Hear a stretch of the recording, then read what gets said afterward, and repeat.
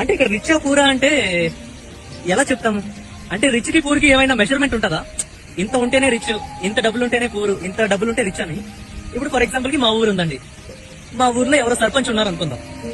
ఊర్లో అందరికంటే ఆయన దగ్గర ఎక్కువ ఆస్తి ఉంది. సో ఇప్పుడు ఊర్లో రిచ్ అని చెప్తే ఎవరంటాం? సర్పంచ్ గారు అని అంటాం. అలానే అదే సర్పంచ్ ని ఒక సిటీకి తీసుకెళ్లి వదిలేమనుకోండి.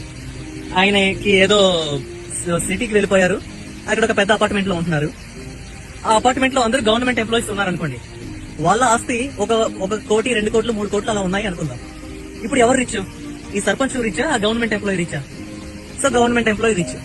అలానే అదే గవర్నమెంట్ ఎంప్లాయీని ఒక రాజకీయ నాయకులు ఉండే ఒక కాలనీలోకి షిఫ్ట్ అయ్యారు అనుకుందాం. ఇక్కడ ఎవరు రిచ్? ఆ రాజకీయ నాయకులు రిచ్ అవుతారు.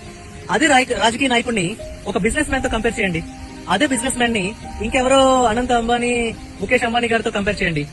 అదే అంబానీని ఒక మార్క్ జుకర్బర్గ్ తో, జెఫ్ బెజోస్ తో కంపేర్ చేయండి.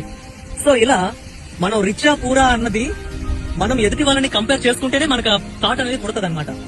ఇప్పుడు రిచ్ అంటే సింపుల్ గా అర్థం ఏంటంటే, అంటే నాకు తెలిసినంత వరకు ఈ పాయింట్ ప్రకారం ఎంత డబ్బులు ఉన్నది అన్నది ఇక్కడ మ్యాటర్ కాదు. మనం లైఫ్ ని ఎంత హ్యాపీగా లీడ్ చేస్తున్నాం అన్నది మ్యాటర్. ఇప్పుడు చాలా మంది దగ్గర కోట్ల ఆస్తి ఉంటది, కానీ వాళ్ళకుండే తలనొప్పులు వాళ్ళకుంటాయి, వాళ్ళకుండే టెన్షన్స్ వాళ్ళకుంటాయి, వాళ్ళకుండే భయాలు వాళ్ళకుంటాయి. సో ఆరోగ్యం పాడు చేసుకుంటారు. ఇలాంటి